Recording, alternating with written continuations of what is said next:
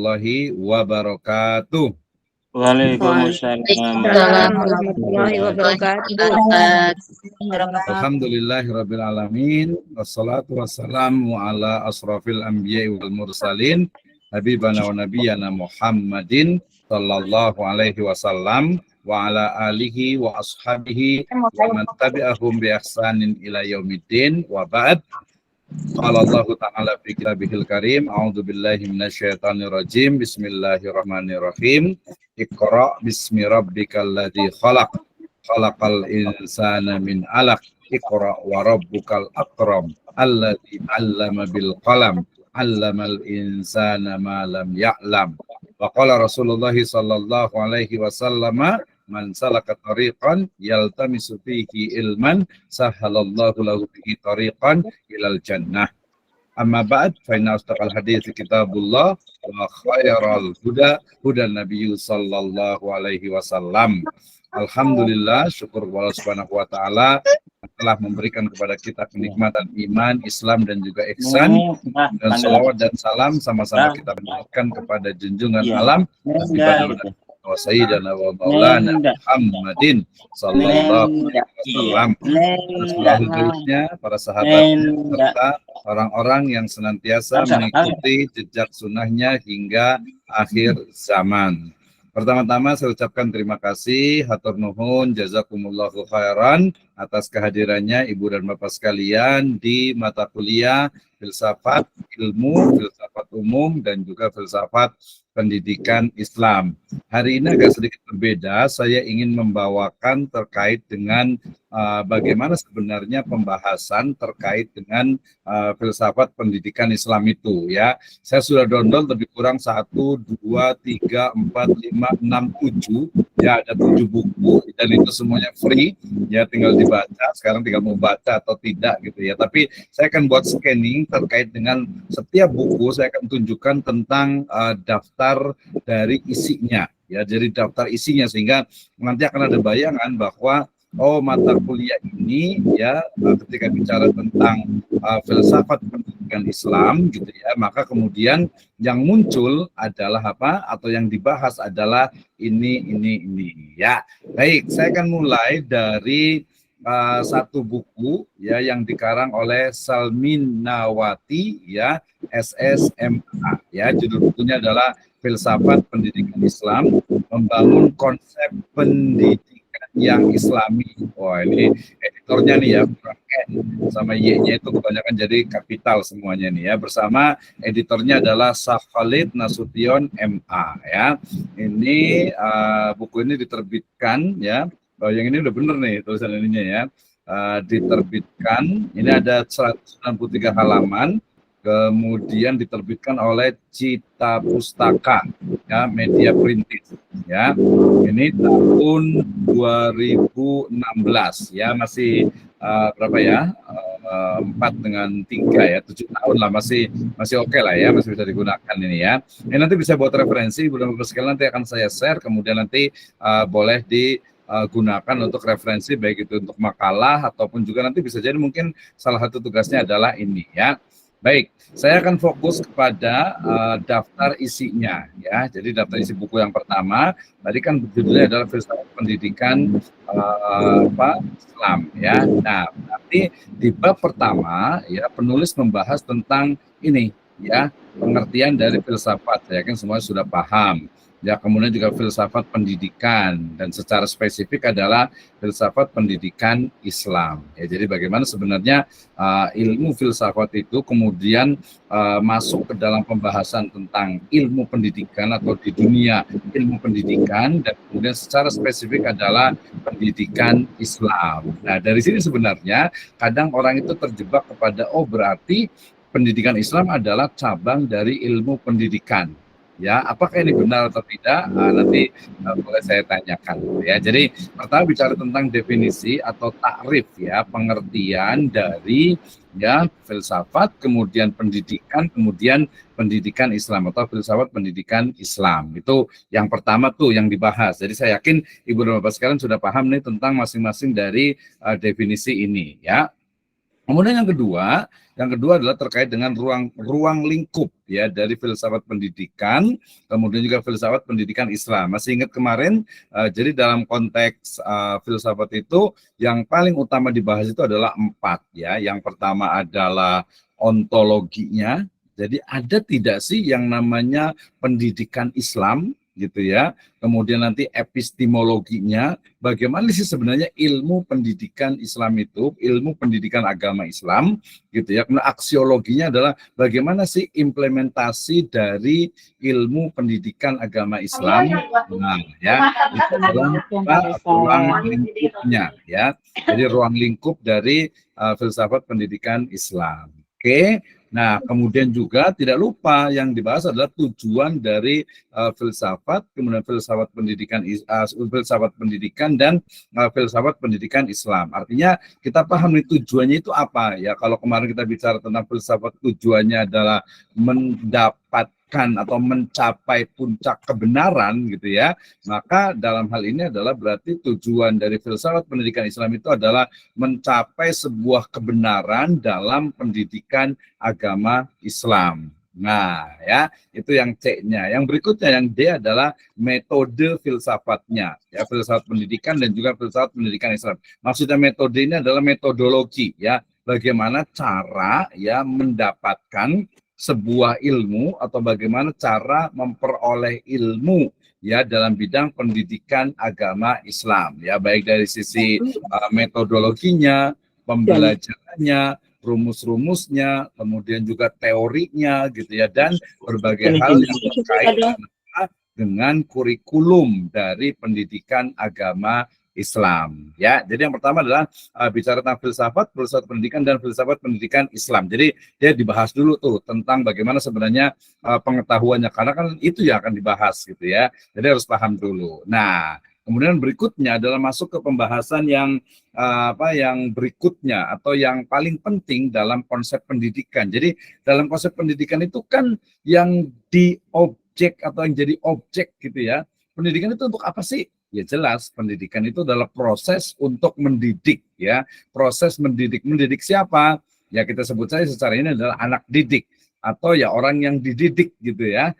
Orang yang didik, murid misalnya gitu ya. Nah, berarti karena murid, karena siswa peserta didik ataupun mahasiswa itu adalah manusia, maka pertama sekali buku ini membahas tentang bagaimana sebenarnya konsep manusia dalam perspektif filsafat pendidikan Islam. Nah, sehingga dalam pembahasan ini yang dibahas itu terkait dengan nama-nama atau istilah-istilah untuk manusia ya, mulai dari An-Nas ya, dari Insun ya, An-Nas, kemudian Al-Bashar, inama ana basyarum mislukum, kemudian Bani Adam ya, Bani Adam gitu ya. Jadi minimal di sini yang dibahas itu ada 3 ya. Yang pertama adalah An-Nas, manusia, kemudian yang kedua adalah Al-Bashar, dan yang ketiga adalah Bani Adam. Nah, nanti saya boleh tanya nih satu-satu ya, terkait dengan apa sih maksudnya, apa bedanya antara kenapa disebut dengan An-Nas, kenapa disebut dengan Al-Bashar, kenapa disebut dengan Bani Adam. Itu yang pertama.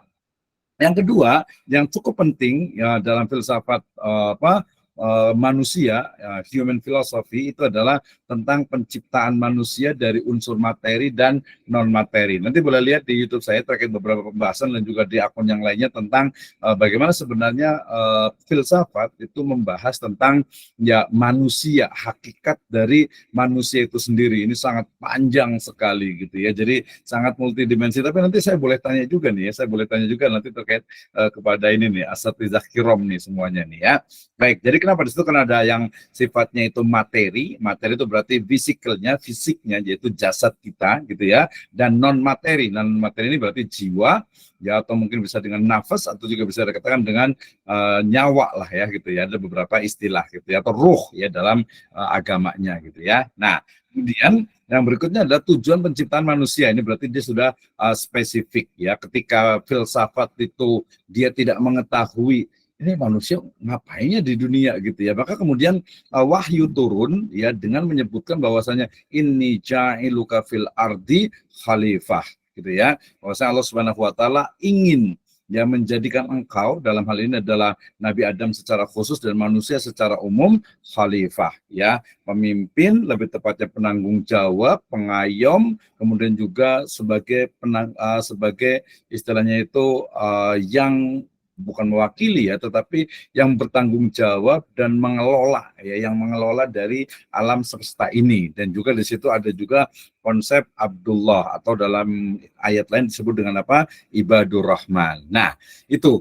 Jadi pertama pahami dulu tentang objek atau peserta didik. Saya nyebutnya peserta didik, tapi bukan hanya peserta didik siswa ya, tapi juga mahasiswa sebenarnya. Tapi kita sebutnya peserta didik lah. Jadi ketika bicara tentang filsafat pendidikan Islam, yang dibahas pertama itu adalah tentang bagaimana sebenarnya hakikat dari peserta didik itu sendiri. Ya, karena dengan berbagai karakternya yang dia itu adalah apa? Manusia. Nah, kemudian berarti setelah kita tahu bahwa manusia dalam konteks Islam itu adalah Abdullah, hamba Allah Subhanahu wa taala, dan juga Khalifatullah, ya kita sebut saya sebagai Khalifah Allah Subhanahu wa taala yang bertanggung jawab untuk semesta ini, maka kita perlu pahami tentang konsep potensi dari manusia itu sendiri, ya. Apakah potensi manusia itu misalnya di ayat dikatakan inna nafsala ammaratum bisu, gitu ya. Ya, ternyata apakah betul bahwa nafas itu selalu mengajak, selalu membawa kepada keburukan? Ya, berarti ini bicara tentang potensi. Nah, kita bisa bagi dua, ya. Potensi yang sifatnya itu jismiyah, yaitu daya gerak, kemudian daya berpindah, kemudian juga yang kedua adalah ruhiyah, berarti jismiyah atau jasadiyah, gitu ya, dan juga ruhiyah. Ruhiyah itu berarti terkait dengan akal, terkait dengan nafas, ya, terkait dengan qalb juga, ya. Nah, kemudian setelah itu baru bicara tentang implikasi dari pemahaman tentang manusia atau pemahaman hakikat manusia dalam Islam, ya, terhadap pendidikan agama Islam. Nah, setelah itu baru bicara tentang konsep masyarakat dalam perspektif, ya, filsafat pendidikan Islam. Ya, manusia itu kan dia nggak bisa hidup sendiri, maka ada komunitas paling kecil, yaitu keluarga. Nah, setelah keluarga itu beberapa keluarga atau beberapa individu menjadi sebuah masyarakat. Berarti bicara tentang apa? Bagaimana sebenarnya konsep masyarakat, ya, dalam Islam. Ya, bagaimana dengan al-ummah, ya, ummatan wasato, kemudian juga umat dalam konteks yang bukan hanya umat Islam tapi umat-umat yang lainnya. Berarti bicara tentang bagaimana peran, ya, kemudian juga tugas, kemudian juga tanggung jawab dari masyarakat terhadap pendidikan Islam. Nah, setelah itu baru dibahas terkait dengan apa ini? Epistemologi Islam, yaitu konsep ilmu dalam perspektif filsafat pendidikan Islam. Saya rasa ini sudah paham semuanya nih, ya, tentang misalnya ilmu. Ilmu itu apa kemarin, ya? Mal farq bainal ma'rifah wal ilm. What difference between knowledge and science. Kemarin ada mengatakan ya knowledge, science gitu ya. Nah, itu dibahas, ya. Termasuk juga yang paling penting itu adalah instrumen dari ilmu pengetahuan yang cara mendapatkannya. Jadi bagaimana sih, ini kan pembahasan tentang tentang epistemologi Islam, ya. Instrumen meraih ilmu pengetahuan, jadi tool bisa juga. Jadi bagaimana sih alat untuk mendapatkan ilmu pengetahuan? Kemarin sudah bicara, ya, tentang tajribi, berarti bicara tentang panca indera, kemudian juga bicara tentang akal kita, logik kita, kemudian juga tentang wahyu, minimal ada 3 itulah, ya. Kemudian sumber-sumber ilmu pengetahuan, sumbernya itu dari mana, gitu ya. Validity atau validitas dari ilmu pengetahuan, kemudian klasifikasi pembidangan ilmu pengetahuan, integrasi ilmu pengetahuan, sampai karena ini adalah Islam, berarti islamisasi ilmu pengetahuan itu menjadi hal yang sangat penting, dan juga karakteristik dari ilmuwan muslim, implikasinya terhadap pendidikan Islam. Jadi sebenarnya sampai di sini nih, ini adalah 2 gagasan yang menjadi PR kita bersama. Yang pertama adalah integrasi ilmu pengetahuan. Misalnya, ya, ketika guru mengajarkan matematika misalnya, gitu ya, selalunya kalau yang generasi lama itu, ya, dia tidak pernah membawakan misalnya ayat Al-Quran atau mungkin korelasinya dengan Islam, gitu. Ya udahlah, matematika ya matematika aja, gitu ya. Bahasa Indonesia ya bahasa Indonesia saja, gitu ya. Kemudian bahasa Inggris ya bahasa Inggris saja, padahal mestinya di situ ada integrasi, ada interkoneksi, gitu ya, dari berbagai ilmu pengetahuan yang ada specifically in Islamic education, gitu ya, khususnya dalam bidang ilmu pendidikan agama Islam. gitu ya. Nah ini sangat penting. Termasuk juga mungkin yang ngajar PJOK gitu ya, kesenian atau kebudayaan itu mesti ya dia memasukkan nilai-nilai pendidikan agama Islam. Itu adalah nilai kebaruannya. Ada integrasi ilmu pengetahuan dan juga islamisasi ilmu pengetahuan. Nah, kemudian berikutnya setelah ilmu berarti dibahas tentang bagaimana konsep dasar dari pendidikan Islam. Jadi pendidikan, tarbiyah, taklim, takdib gitu ya. Nah, itu beberapa istilah yang cukup banyak tuh dibahas dan mahasiswa itu harus bisa membedakannya. Ya, asas-asasnya, apa beda antara asas dengan prinsip, dengan dasar, itu juga harus dipahami. Kemudian esensi dari tujuan pendidikan, kemudian juga rumusan dari World Conference Muslim of Education. Jadi, gimana sih Islamic Education itu pendidikan Islam, pendidikan agama Islam itu seperti apa sih sebenarnya? Nah, berikutnya adalah unsur dasar pendidikan Islam. Ini dia langsung masuk ke dalam aksiologi. Kalau tadi epistemologi, sebelumnya lagi tadi tentang ontologi, tentang keilmuannya, epistemologinya itu adalah cara mendapatkan ya atau teori tentang ilmu pengetahuannya. Yang berikutnya adalah unsur-unsur dasar pendidikan Islam ini dia terkait dengan apa? Aksiologinya. Berarti bicara tentang esensi tentang pendidik, ya, kemudian juga peserta didik, kemudian juga kurikulum, kemudian juga metode, kemudian juga sumber belajar, kemudian media pembelajaran gitu ya, sampai kepada mungkin ada reward and punishment gitu ya. Nah, gimana nih zaman sekarang nih sampai kepada evaluasi. Jadi evaluasi itu gimana sih? Kenapa sih harus pakai UTS segala, harus pakai UAS segala? Nah, baru ini ada tambahan terkait dengan pendidikan akhlak dalam perspektif falsafah pendidikan Islam. Ini bisa jadi satu jurnal ini ya, kalau kita bisa menginikannya, bisa mengolahnya. Oke ya, ini adalah buku pertama dari penulisnya ya. Nah, nanti saya akan share semuanya itu Ibu ini kan ya, Salminawati SSMA, the first book. Oke, next, the second book, judulnya juga sama, yaitu Filsafat Pendidikan Islam. Ini penulisnya adalah Dr. Aris, MPD, ya. Nah, jadi nanti ada salah satu kaedah gitu ya, walaupun nggak mutlak, tapi minimal kalau untuk untuk master gitu ya. Jadi buku yang ditulis itu memang memiliki bobot gitu ya, minimal itu ya. Nah, ini adalah Filsafat Pendidikan Islam, sama ya, Pak Dr. Aris ini membahas tentang itu. Ini terbit tahun 2023 baru kemarin. Ini semuanya gratis, bisa di-download di itu. Tapi nanti nggak usah, Ibu dan Bapak sekalian, tidak perlu gratis. Nanti saya akan share di website, di Google Classroom boleh, atau di WA juga boleh ya. Kita lihat, tadi kita udah paham ya, oh ternyata Filsafat Pendidikan Islam membahasnya tentang itu. Kita lihat ini ya dari Pak Dr. Aris ini. Jadi ketika bicara tentang Filsafat Pendidikan Islam, beliau pertama membahas tentang konsep dasar dari filsafat. Jadi beliau bahas dulu sekilas tentang filsafat itu apa sih sebenarnya, yang dibahas itu apa, karakternya, ciri khasnya itu apa. Nah, setelah itu baru bicara tentang konsep dasar pendidikan. Jadi pendidikan itu seperti apa? Itu sebenarnya udah bicara tentang hakikat sebenarnya. Sebenarnya bicara tentang ontologi ya. Jadi ontologi dari pendidikan itu sebenarnya. Makanya kemudian dibahas terkait dengan hubungan antara filsafat dan pendidikan ya.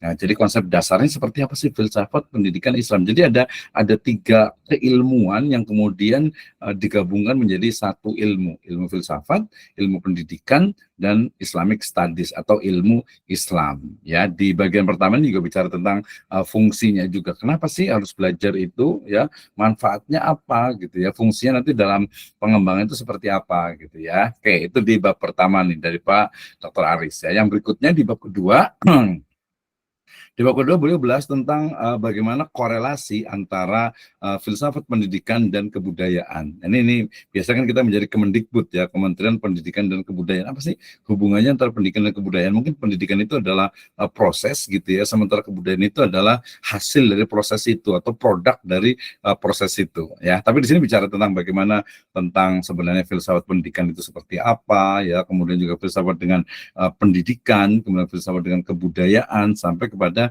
kebudayaan atau hubungan antara kebudayaan dengan pendidikan. Nah, itu dua bab pertama ya, bicara tentang secara umum tuh. Jadi harus paham tentang filsafat itu apa, pendidikan itu apa, ya kemudian Islam itu seperti apa. Jadi filsafat pendidikan Islam. Nanti akan saya tanya nih kayaknya nih ya, boleh ya. Oke, lanjut. Berikutnya adalah di bab ketiga, Pak Dr. Aris ini menulis tentang ruang lingkup. Jadi yang dibahas itu apa sih dalam filsafat pendidikan Islam itu? Ya, bicara tentang ini juga ada kesalahan ini antara A dengan B sama ya, ruang lingkup filsafat pendidikan Islam. Harusnya dia ini situ harusnya ada pendidikan dulu nih ya, baru pendidikan Islam. Kegunaan dari filsafat pendidikan Islam dan metode pengembangan. Dia langsung ke how to improve atau how to develop gitu ya. Langsung ke metode pengembangannya gitu. Karena dia memang bicara tentang ruang lingkup. Jadi masing-masingnya dari, kalau bicara tentang ruang lingkup masih ingat ya, sama dengan tadi istilahnya itu adalah unsur. Ya, berarti ruang lingkup dari filsafat pendidikan Islam itu adalah, pertama adalah tentang ontologi pendidikan Islam. Yang kedua adalah epistemologi pendidikan Islam, di dalamnya itu ada metodologi pendidikan Islam. Yang ketiganya itu adalah aksiologi pendidikan Islam. Nah, kalau yang belum nanti tanyalah, kalau nggak saya tanya juga. 6. Nah, di bab keempat, Dr. Haris menyebutkan tentang hakikat dan tujuan filsafat. Ya, jadi hakikat dan tujuan filsafat pendidikan Islam. Jadi ini langsung ke spesifik nih, ya langsung ke jantung pembahasannya, inti pembahasan itu hakikat dari filsafat pendidikan. Jadi filsafat pendidikan Islam itu apa sih? Berarti kita sebut sebagai kalau sebagai sebuah ilmu atau sebuah produk. Kalau sebuah ilmu berarti kita bisa sebutkan bahwa hakikat dari filsafat pendidikan Islam itu adalah sebuah ilmu yang membahas terkait dengan hakikat, ya, terkait dengan esensi utama atau dasar atau pondasi asas yang paling mendasar dari pendidikan Islam. Kayaknya ada 2 atau 3 kata yang menjadi kuncinya nih. Saya nanti mau tanya nih kayaknya ya. Jadi pertanyaannya adalah, apa sih hakikat dari filsafat pendidikan Islam itu ya? Kemudian tujuan dari filsafat pendidikan Islamnya, sumber-sumbernya gitu ya, kemudian pendekatannya. Nah, sumber ini sebenarnya bisa bicara tentang epistemologi nih ya. Epistemologi, jadi bicara tentang berarti sumbernya apa? Apakah hanya wahyu saja gitu ya, atau mungkin logik juga, logika juga gitu ya, akal juga mungkin gitu, atau mungkin semesta juga. Saya yakin itu 3 itu ya. Jadi pertama ya kita bolehlah mulai dari wahyu juga boleh pertama, kemudian panca indera gitu ya. Panca indera berarti mencerna semesta gitu ya, kemudian baru ke akal atau logika. Jadi 3 itu sebenarnya nggak jauh-jauh gitu ya. Pendekatan dalam filsafat pendidikan Islamnya, kemudian ruang lingkup filsafat pendidikan Islam ini juga sama ya. Artinya dia membahas tentang mulai dari ontologi, epistemologi, dan aksiologi serta metodologi. Nah, ini menariknya di sini bahas sedikit tentang aliran-aliran dalam filsafat, tapi dia filsafat pendidikan Islam nih ya. Jadi nanti dibahas nih alirannya seperti apa. Nanti kita lihat ya. Nanti atau boleh dibaca juga ya. Sebenarnya saya mau bahas tentang ini nih ya, bahas tentang ini. Tapi dikit lagi nanti mungkin saya bahas sedikit karena ini agak menarik nih ya. Kemudian berikutnya bicara tentang paradigma dalam pendidikan Islam ya. Jadi paradigma itu seperti apa sampai pemikiran ini kayaknya agak sedikit ini sudah kelihatan nih ya. Jadi arahnya adalah pertama pemikiran Al-Ghazali tentang filsafat pendidikan Islam, kemudian Al-Farabi juga tentang filsafat pendidikan Islam. Jadi nanti tugasnya itu ini sebagian sudah ada ya. Kalau filsafat pendidikan Islam menurut Ibnu Khaldun ya, kemudian juga konsepnya ini Hasan Al-Banna ya, lepas dari pemikiran-pemikiran pergerakannya gitu ya, sebagai seorang tokoh lah ya. Kemudian juga pemikirannya Ahmad Dahlan ya, kemudian juga Ki Hajar Dewantara juga. Kemudian di sini belum ada Ki Haji Hasan Asy'ari ya, berarti harus ditulis nih. Ini ada tambahannya nih, mungkin ya namanya juga nulis buku kan terserah yang nulisnya gitu. Mungkin yang ada waktu itu. Baik. Tadi yang menarik itu adalah di halaman 40. Saya mau tarik ke halaman 40 ya. Apa sebenarnya nah dari sini ya, di atasnya itu tentang berbagai aliran-aliran yang perlu kita pahami ya. Nah, kita lihat nih ya. Nah, ini mulai bicara tentang komponen ya. Di 40 tadi, maaf kita loncat agak jauh ya. Nah, di sini ini tentang paradigmanya. Kemudian ini ada beberapa aliran ini ya. Jadi minimal itu ada beberapa pemikiran mulai dari Ibnu Khaldun tadi ya, kemudian Ibnu Sina juga ya, kemudian ada Al-Ghazali juga ya, kemudian ada langsung landasan gitu ya, landasan dasarnya yang 40 tadi kayaknya enggak ini ya. Di bagian sini alirannya. Ini Ki Hajar Dewantara nih, Ahmad Dahlan tadi, ini Ibnu Khaldun, kemudian Ikhwanus Sofa, kemudian ini Al-Ghazali, Ya, ini dari sini nih. Ya, jadi minimal itu ada 3 nih. Jadi dalam aliran filsafat pendidikan Islam. Yang pertama adalah religius konservatif, ad-dini, al-muhafidz, ya. Ini kaitannya apa? Tokoh utamanya adalah Al-Ghazali. Jadi gini, nanti kalau dalam epistemologi itu kita akan menemukan kenapa muncul istilah ini, ya, religius konservatif. Waktu dulu saya pernah ngomongin tentang apa? Kapitalisme religius, ya. Jadi dia religius konservatif. Artinya apa? Ya udah, jadi ilmu itu nih, lihat, salah satu dari kriterianya itu pendidikan Islam dari konsep harus dibangun dari nilai-nilai agama. Jadi dia sangat tekstual dalam memandang dari berbagai pembahasan tentang pendidikan, ya. Jadi klasifikasi ilmu, kemudian juga sumber ajaran Islamnya tuh, ini ketahuan ini ada C ini dari di ngopinya ini kayaknya nih, ya, kurang pas gitu ya. Nah, ini yang pertama adalah religius konservatif, ya. Yang kedua adalah religius rasional, ya. Kemudian yang ketiga tadi adalah pragmatis instrumental. Nah, kita masuk yang mana nih? Kalau kita membuat pendidikan, ya, kita buat lembaga pendidikan, kita mengajar apa sih sebenarnya? Misalnya kita terjebak kepada ngajar, belajar, sekolah, kuliah, harus kerja. Makanya kita bagaimana caranya agar agar kuliah atau sekolah itu menghasilkan para pekerja misalnya. Ini masuk yang kemana tuh? Kayak pragmatis deh gitu ya. Oke, filsafat pendidikan Islam dari Dr. Aris MPD. Yang ketiga, ini ada buku cukup tebal dari Kementerian Agama ini, ya, di program peningkatan kualifikasi guru madrasah dan guru pendidikan agama Islam pada sekolah. Ini ada 412 halaman. Ini penulisnya adalah A. Haris Hermawan MAG, ya. Judulnya masih sama bukunya, Filsafat Pendidikan Islam. Ini diterbitkan oleh Direktorat Jenderal Pendidikan Islam Departemen Agama Republik Indonesia. Banyak tadi 412 halaman. Ini terbit tahun berapa ini? 2009.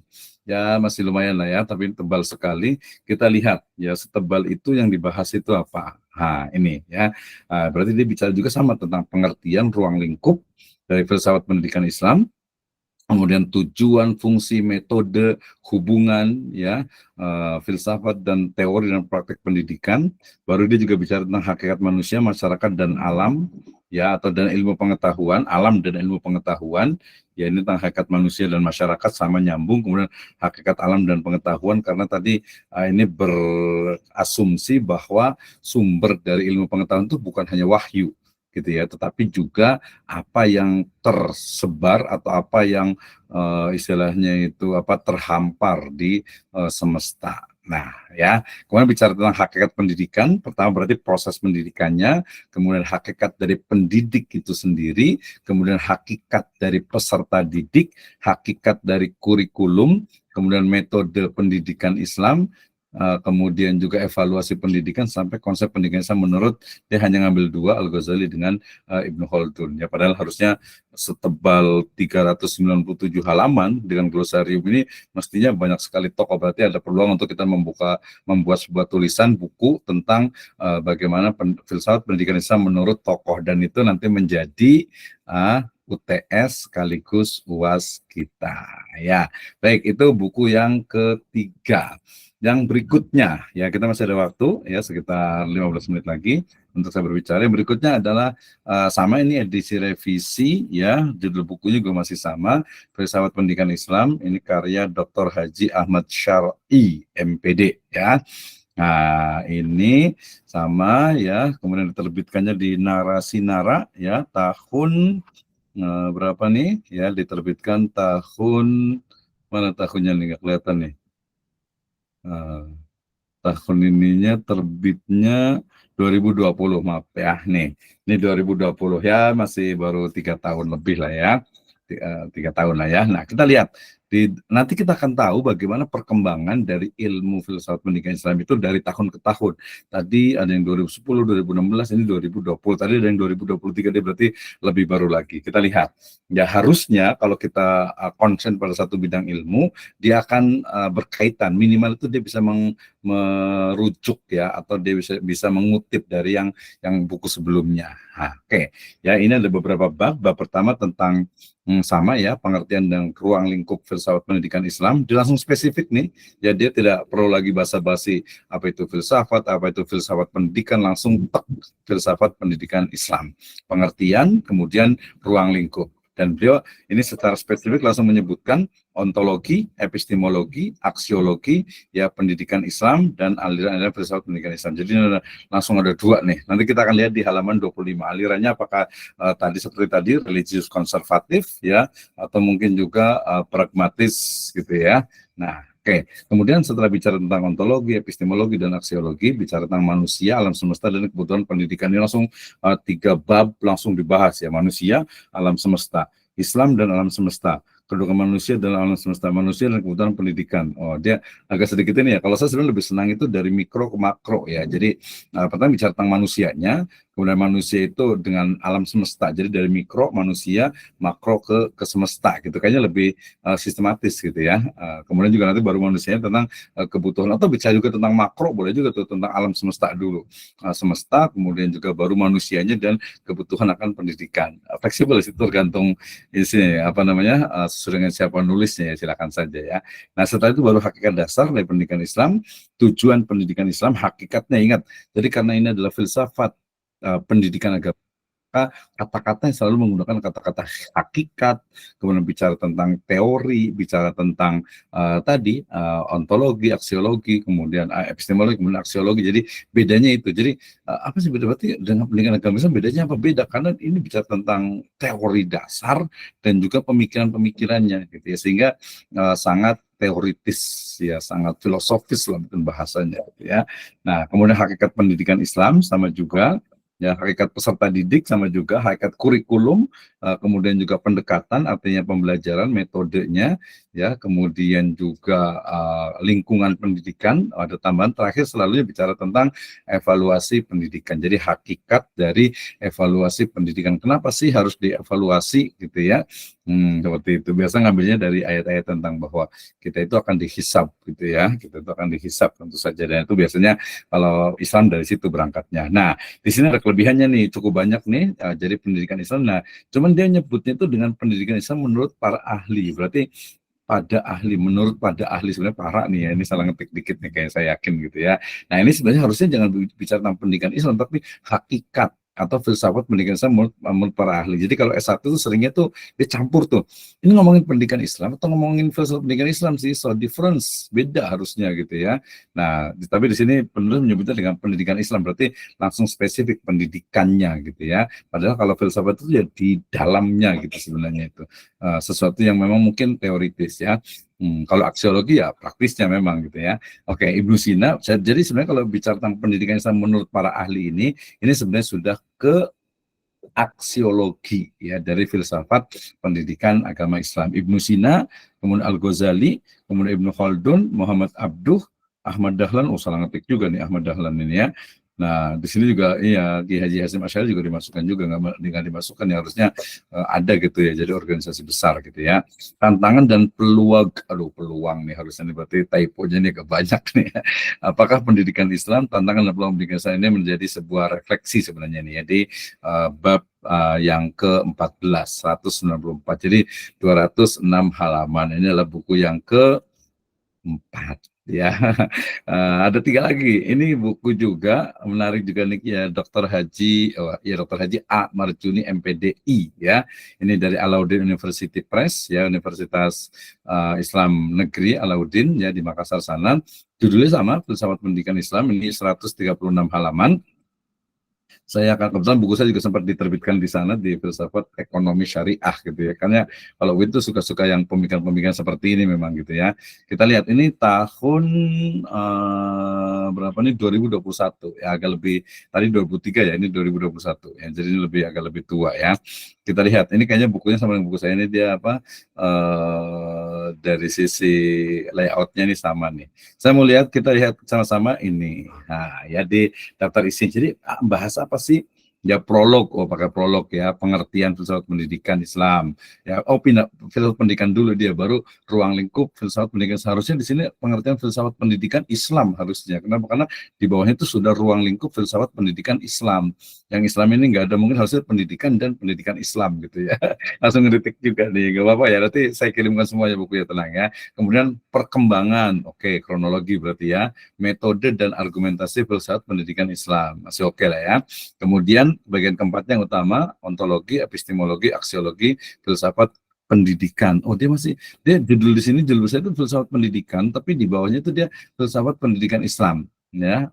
Jadi sampai kepada sebenarnya hakikat dari pendidikan Islam itu sebenarnya dibahas juga harusnya itu, ya. Nah, ini madhab-madhab dalam filsafat pendidikan Islam, ya, aliran filsafat pendidikan Islam 70. Oh, dari sini saya ingat yang tadi nih. Dari yang tadi kita lihat ya, halaman 25. Saya tadi mau menunjukkan halaman 25. Oh, ini. Dia membaginya jadi beberapa jenis. Jadi Ibu dan Bapak sekalian, teman-teman semua, jangan heran atau jangan bingung ketika orang kok ininya agak beda ya teorinya. Iya, itulah yang disebut dengan teori untuk pengembangan ilmu. Tadi misalkan disebut dengan religius konservatif misalnya gitu ya. Kalau di sini ini membaginya ada namanya progresivisme, kemudian esensialisme, kemudian perennialisme, dan rekonstruksionalisme, ya. Jadi masing-masing silahkan untuk apa istilahnya itu membuat sebuah istilah, ya, yang itu adalah teori itu, tapi di levelnya S2 dan S3 gitu ya. Ini tadi yang alirannya itu. Jadi masing-masing itu berbeda, ya. Nanti kita lihat juga di halaman 70. Nah, kemudian ini sama nih. Jadi pandangan Islam tentang manusia, tapi bahasanya agak lebih mudah dipahami. Jadi kalau itu kan mungkin hakikat manusia gitu ya, sangat filosofis. Kalau ini enggak. Jadi pandangan Islam tentang manusia, ya, manusia dalam perspektif Islam, prinsip-prinsip dasar Islam tentang manusia, ya, sama sih sebenarnya itu ya. Jadi manusia dalam Islam, jadi pembahasannya itu sebenarnya. Nah, dia ini buku ajar gitu ya Ibu Bapak sekalian. Jadi kalau buku ajar itu selalu ada prolog, mukodimah, dan juga ada epilog, ya, ada rangkuman atau kesimpulan gitu ya. Ini film ini yang tadi sebut ya. Jadi dia agak adil nih. Jadi ada organisasi besar ya. Jadi level pemakan filsafat pendidikan Kiai Haji Ahmad Dahlan dan Kiai Haji Hasyim Asy'ari ya. Jadi dua-duanya nih. Ini harusnya bisa dibandingkan nih. Pemikir, tapi yang paling penting adalah bagaimana sebenarnya memahami dari mereka itu, dari kedua beliau-beliau ini ya, tokoh-tokoh besar luar biasa ini. Oke, saya mau loncat ke yang halaman 70. Kita lihat dia menggunakan istilah apa untuk menggunakan istilah itu alirannya, ya.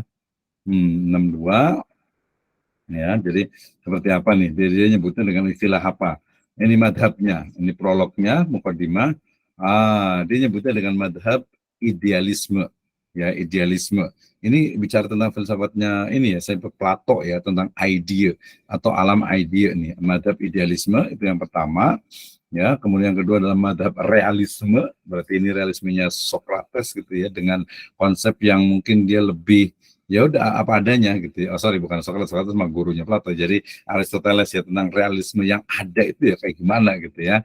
Berarti idealisme, kemudian realisme, nanti ngambil agak ke arah sana ya, ke arah Yunani sana. Materialisme, ini materialisme sebenarnya hampir sama nanti dengan pragmatisme ya. Kemudian pragmatisme ya, ada lagi juga disebutkan lagi untuk pragmatismenya ya. Kemudian eksistensialisme ya, tentang keberadaannya itu ya. Ini madhabnya juga dibagi juga. Nah, siapa nih yang ini? Kita cari ya. Nah, ini epilognya nih. Kita lihat kesimpulannya. Bicara tentang idea, spirit, kemudian materialisme, kemudian realisme, kemudian dia secara umum sebutkan dari masing-masing madhabnya gitu ya. Oke, ini adalah dari UIN Sultan Alauddin. Yang keenam, hampir terakhir, ini ada filsafat pendidikan Islam, sebuah pendekatan filsafat Islam klasik. Ini 205 halaman, penulisnya ada Bapak Asrori dan Pak Rusman. Ini Pustaka Learning Center dari Malang, Pustaka Learning Center, terbit tahun 2020, gitu ya. Kita lihat juga di daftar isinya, sama ya, filsafat pendidikan Islam, bicara tentang filsafat, bicara tentang pendidikan Islam, pengertian filsafat pendidikan Islam, ruang lingkup, tujuan, kegunaan. Nah, ini udah standar banget tuh Ibu Bapak sekalian ya. Saya yakin semuanya udah paham semua itu. Dan yang berikutnya adalah objek kajian filsafat pendidikan Islam. Jadi ontologinya, epistemologinya, dia penulis menyebutnya dengan objek. Tadi ada dengan unsur, ada elemen, ada dimensi. Pokoknya ya dalam ruang lingkup kajian filsafat pendidikan Islam itu ya ontologinya, aksiologi, epistemologinya, aksiologi, sebenarnya termasuk juga metodologinya sebenarnya, tapi metodologi biasanya dibahas dimasukkan ke epistemologi ya. Aliran-alirannya dia nyebutnya agak sedikit berbeda nih. Ya, dia nyebutnya dengan ini dari Syed Hussein Nasr ya. Jadi ada peripatetik ya, Masyai ya, kemudian hermeneutik Pythagorean Ismaili, kemudian iluminasionis ini bukan Illuminate itu ya, beda ya. Iluminasionis ya, kemudian juga ada teosofi transendental. Ini cukup banyak nih yang teosofi transendental itu al-hikmah al-muta'aliyah. Ya, kemudian sementara kalau Jawa Ridho membaginya dengan religius konservatif, religius rasional, dan pragmatis instrumental. Kita udah dapat di sini nih, membaca 6 buku udah dapat. Ternyata tadi yang disebutkan oleh penulis sebelumnya tentang aliran religius konservatif, religius rasional, pragmatis instrumental itu adalah pendapatnya atau teorinya dari Jawad Ridho gitu ya. Nah, kita lihat seperti apa gitu ya. Jadi ini minimal contoh. Jadi memang selevel sebenarnya kalau S1 itu ya dia mampu mendeskripsikan dari masing-masingnya itu udah cukup gitu ya. Misalnya nih, ini agak keren nih, agak filosofis nih skripsinya misalnya gitu ya. Jadi pendidikan, akidah, dan akhlak di MTS Alif ya, dalam kajian filsafat religius konservatif Al-Ghazali. Keren kan? Ini menurut saya sih keren gitu ya. Menurut aja nggak tahu gitu ya. Oke, next kita lanjut. Konsep manusia berkualitas menurut Al-Quran, nanti mungkin nyebutnya dengan istilah insan kamil gitu ya. Ini tentang manusia, kemudian tentang pendidikan, manusia dan ilmu pengetahuan. Alamnya nggak dibahas ini ya, karena mungkin alam nggak terlalu nyambung kali ya. Jadi lebih kepada manusia, langsung ke pendidikan. Kemudian konsep Islam mengenai pendidikan, ya tentang anak, iman, akhlak, fisik, akal, ode ke ininya, ke pembahasan langsung ke aksiologinya. Jadi yang dibahas pendidikan agama Islam itu kalau mau yang ngajar PJOK gitu ya, pendidikan jasmani dan olahraga kesehatan gitu ya. Nah, itu dia ada Islamnya nggak sih? Gitu ya. Kalau nggak ada, kalau bilang oh nggak ada itu kan cuman ini aja apa namanya olahraga kesehatan, nggak ada hubungannya dengan Islam. Oh itu berarti dia masuk ke dalam sekulerisme gitu kali ya. Jadi dikotomi ilmu yang menyatakan bahwa oh nggak ada, padahal harusnya ada pendidikan fisik atau pendidikan jasmani di dalam Islam. Bagaimana teorinya? Nah, tugas kita sebagai cendekiawan Muslim untuk bisa mengembangkan. Kemudian tinjauan filsafat pendidikan Islam terhadap kurikulum. Ini tadi berarti tentang filsafat kurikulum. Ya, kemudian tentang ini langsung ke problematika pendidikan Islam di era industri 4.0 ya 4.0. Ini biasanya dia sebenarnya lebih kepada refleksi gitu ya. Oke, ini yang keenam. Satu lagi yang terakhir yaitu penulis ini cukup pendek kecil ya bukunya. Ini karena buku ajar dari Dr. Humaidah Hasibuan, filsafat pendidikan Islam. Ini dari mana nih? Ya USU ya, Universitas Islam UIN Sumatera Utara ya. Ini juga sama Fakultas Hadis 2022, cukup masih baru nih. Kita lihat ya, pengantarnya bicara tentang pengertian filsafat pendidikan Islam, ruang lingkup, kemudian tujuan. Ya biasa ini karena buku ajar, jadi dia ada kompetensi dasarnya, ada peta konsep, ada awal, ada rangkuman, sampai ada pertanyaan dan juga daftar pustaka. Konsep alam, manusia, masyarakat, ilmu pengetahuan, ya oke, termasuk juga pendidikan di situ mestinya. Kemudian konsep-konsep dasar pendidikan Islam, oke, bisa masuk juga. Kemudian faktor yang berpengaruh dalam pendidikan Islam, ya terakhir dibahas dengan pendidikan akhlak dalam filsafat pendidikan Islam. Nah mungkin kayaknya ngikutin tren, bukan tren ya, artinya ngikutin kayaknya yang paling utama sekarang dibahas itu adalah akhlak gitu ya. Oke, dari sini kita bisa pahami tentang berbagai hal ya terkait dengan pembahasan mata kuliah kita, yaitu filsafat pendidikan Islam ya. Dan saya mau nanya-nanya nih, sebelum ada yang bertanya nanti saya tanya dulu nih gantian nih. Terima kasih untuk Ustadz Hendra Iqbal nih yang on kamera gitu ya. Luar biasa sekali. Ini ada 36 yang nggak kelihatan gitu ya. Jadi mohon maaf yang nggak kelihatan ini ya. Alhamdulillah ya, ada mungkin ada 4 orang nih biasanya itu yang mungkin agak sedikit ini karena hujan dan lain sebagainya. Baik, sebelum ditanya, saya beri kesempatan dulu untuk bertanya nih ya terkait dengan 7 buku yang kita bahas dalam ruang lingkup bagaimana filsafat pendidikan, filsafat ilmu, filsafat pendidikan. Jadi filsafat pendidikan Islam itu adalah aksiologi dari apa? Filsafat ilmu dalam Islam. Itu. Baik, silakan. Ada yang mau bertanya? Kita masih ada waktu cukup panjang, sekitar 27 menit. Silakan yang mau nanya. Kalau nggak nanya nanti gantian saya tanya nih. Gitu ya. Silakan. Ada yang mau berkomentar? Ustaz Hendra Iqbal mungkin ada pertanyaan, silakan.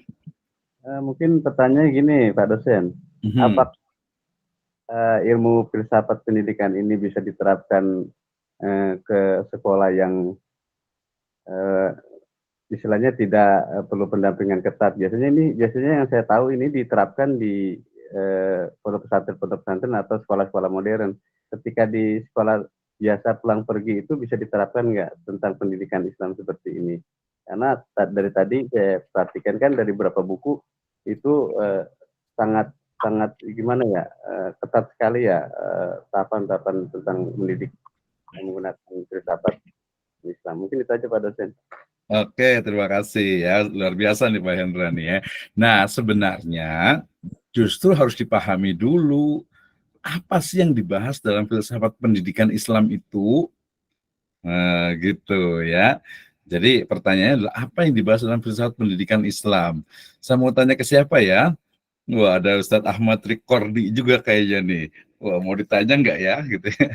Jadi pertama adalah apa yang dibahas dalam mata kuliah filsafat pendidikan Islam itu, gitu kan ya. Oke, ada yang mau jawab nggak nih? Silakan yang mau jawab. Biasa saya inget-inget nih orangnya yang mau jawab nih. Atau Pak Iqbal sendiri mau jawab? Mau jawab nggak nih? Silakan, ada yang mau jawab nggak? Jadi yang dibahas itu apa objek pembahasannya? Ada yang mau jawab? Krik, krik, krik, krik. Masih hujan. Pak Iqbal, kira-kira coba yang dipahami apa nih? Yang dibahas itu apa? Ya, tambahan Pak dosen kan yang tadi yang dibahas itu kan tentang objeknya antologi, Betul, betul, betul. Jadi banyak. Jadi bukunya itu semua yang tadi tujuh ada semua Pak dosen. Jadi intinya yang akan kita sepakati hari ini apa gitu.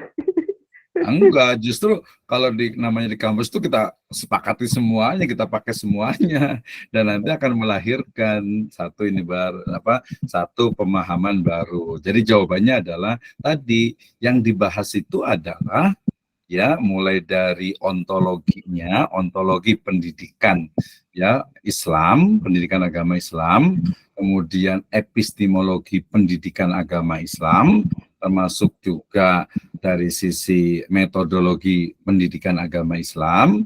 Kemudian yang ketiga adalah aksiologi pendidikan agama Islam. Nah, yang ketiga ini adalah jawaban untuk Pak Hendra, gitu ya. Ketika ditanya bisa nggak dipraktekkan?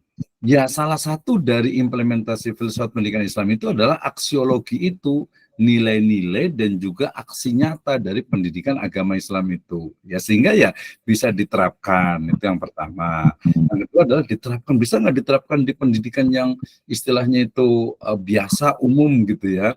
Nah, jangankan yang umum, ya yang liberal sekalipun bisa, tergantung interpretasinya gitu. Misalnya nih, ada nggak sekolah Islam yang ada di Kota Bogor sini, sekolah Islam gitu ya, milik satu organisasi ibu ini sih ya, milik swasta lah gitu ya, sekolah Islam tapi murid-muridnya sekelas SMA itu nggak pakai jilbab gitu, dia cuma wajib pakai baju panjang gitu.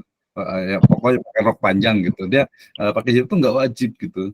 Bisa seperti itu, ya bisa, tergantung interpretasinya. Kalau dia ya mungkin kalau secara ini kita salah gitu, mungkin kalau menurut kita gitu, tapi menurut mereka enggak, karena ini adalah dia tahapan, karena sekolah di situ dan sebagainya itu ya mungkin banyak gitu. Saya sempat ngobrol dengan ownernya gitu, jadi kami belum bisa untuk mewajibkan gitu pakai jilbab semua santriwatinya, semua siswi perempuan ya, siswinya gitu, sehingga ya udah yang penting mereka wajib pakai rok panjang gitu, nggak boleh roknya itu pokoknya harus panjang gitu. Nah itu kan yang juga terjadi seperti itu. Nah artinya di situ sebenarnya juga ada aksiologi dari filsafat pendidikan Islam, di mana dia itu mungkin mengambil tadi pemikiran yang lebih lebih tadarruj gitu ya, lebih bertahap gitu mungkin gitu. Jadi nggak semuanya gitu, jadi nggak seperti pesantren kayak gitu, sehingga kemudian jawabannya ya sangat bisa dan justru seharusnya memang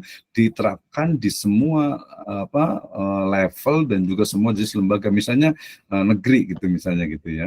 Ya negeri itu kan otomatis mereka tahu bahwa justru di situ tentang tadi epistemologinya itu harus dikuatkan. Jadi kalau yang Islam, yang itu udah jelas tuh, udah nggak aneh gitu ya, memang seperti itu.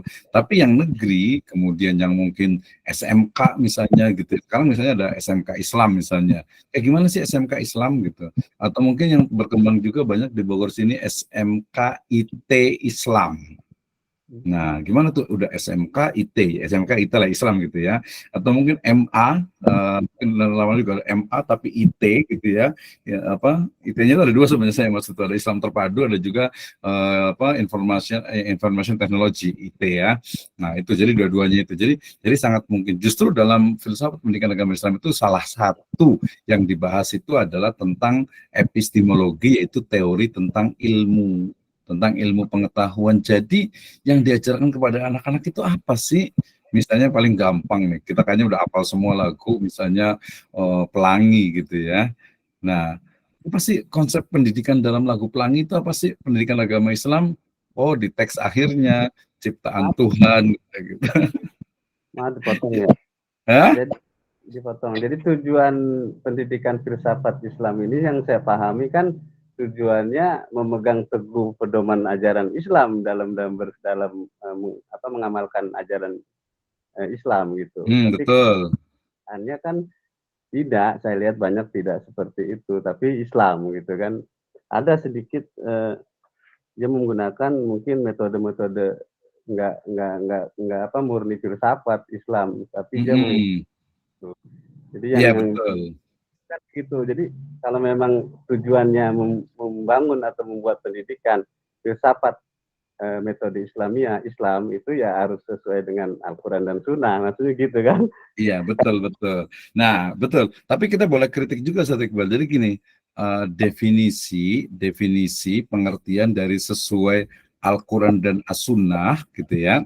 Sesuai dengan Al-Quran dan As-Sunnah, itu kan dia istilahnya itu apa ya? Jadi, apakah ilmu pengetahuan itu hanya ada dari Al-Quran dan As-Sunnah, atau mungkin dari hasil yang lainnya dalam epistemologi itu? Jadi dari sumber ilmu, jadi kita bicara tentang sumber ilmu pengetahuan. Pertanyaannya adalah, apakah sumber ilmu pengetahuan dalam Islam itu hanya Al-Quran dan Sunnah? Ilmu pengetahuan dalam konteks luas, bukan hanya ilmu pengetahuan yang orang menyebutnya diniyah. Jawabannya gimana kira-kira? Belum nyampe. Enggak lah, sampai lah. Ini udah luar biasa, ini udah selevel Muhammad Iqbal ini dari ini. Belajar belum. Oke, kita tanya ke yang lain dulu deh, saya Iqbal gantian deh. Siapa nih yang mau ditanya nih? Kadang agak susah juga sih, kadang ada dosen yang kadang suka agak maksa biasanya nih. Kita tanya ke Abah nih, kayaknya Abah Suhendi bisa on? Alhamdulillah. Nggak usah pakai itu, nggak apa-apa juga sih, nggak usah pakai kamera juga nggak apa-apa, yang penting ada suaranya. Ya, Ya. Pak Ustaz. Oke, tanya ke Ustaz Suhendi nih. Jadi pertanyaannya adalah, apakah sumber ilmu pengetahuan dalam Islam hanya Al-Quran dan As-Sunnah saja, atau tidak, atau bukan? Jawabannya seperti apa? Al-Quran, Silakan. Al-Quran dan As-Sunnah salah satu sumber pokok, tapi di alam juga ada sumber yang lain. Kenapa? Karena kita disuruh berjalan di muka bumi untuk melihat alam, untuk menemukan keagungan Allah. Berarti di alam itu ada sumber pengetahuan, Pak. Oke, terima kasih. Bahkan bukan hanya di alam, wa fi anfusikum afala. Betul ya. Jadi bukan hanya di alam saja, bahkan dalam diri kita, dalam bentuk fisik dan psikis, fisik dan rohani lah ya, lebih mudah. Itu ada ya sumber-sumber yang perlu kita pahami. Bahkan saya pernah cerita ya, teman-teman di disiplin ilmu psikologi Islam itu masih kesulitan untuk mengembangkan apa sih yang dimaksud dengan psikologi Islam, memahami ruh, memahami jiwa, memahami nafas, termasuk juga memahami ya dari perkembangan anak nanti di psikologi perkembangan misalnya. Jadi pertanyaan gini, kemarin saya sempat ngomong nih, ini lepas dari ini ya hukum fikihnya ya, bener nggak sih teori yang mengatakan, saya udah nanya dulu kayaknya ini ya, bener nggak sih teori ya yang mengatakan bahwasannya atau yang dipraktekkan di TK, mohon maaf ini ya, anak TK itu, saya ada salah satu TK gitu nggak selalu disebutkannya, itu selalu di awal pagi itu dia nyanyi-nyanyi, kemudian pakai musik yang kencang biar dia itu ceria, biar senang. Nah, ini agak sedikit kritik ya. Maksudnya, apakah teorinya itu memang sampai di situ? Jadi anak itu harus disenangkan dalam bentuk nyanyi-nyanyi, senang-senang dan sebagainya. Ada yang mau komentar nih kayaknya deh, gitu. Enggak, kita hanya nanya saja sih, hanya memastikan. Silakan sesuai yang lagi kayaknya nih. Itu memang tepat, Pak, karena masa anak-anak itu adalah masa bermain. Dan kalau menurut susunan itu pertama anak manusia itu laibun walahun wazinatun watafakhurun bil amwal wal aulad. Jadi masa anak-anak itu bukan penerapan masa tafakhur, tapi penerapan masa laibun walahun. Jadi tepat sekali itu, Pak. Itu perlu Oke. diperhatikan bermainnya seperti apa kan gitu. Iya, jadi laibun walahun itu kan dia bermain dan bersenda gurau, bukan bernyanyi gitu kan. Ini beda interpretasi. Salah satu dari teknik bermain adalah bernyanyi, Pak. Karena itu memainkan nada.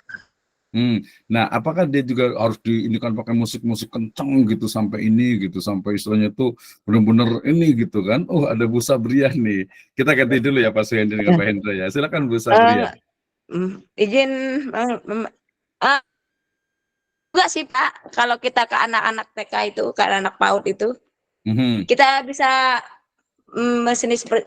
melalui tepuk atau bernyanyi, nggak mesti pakai musik. Kalau di kita hanya senang, kita pakai tepuk, misalnya tepuk wudhu, kan namanya tepuk wudhu, baca Bismillah sambil cuci tangan, basuh muka, basuh hidung, nggak mesti pakai musik. Jadi kita bisa mencari sendiri tanpa musik gitu.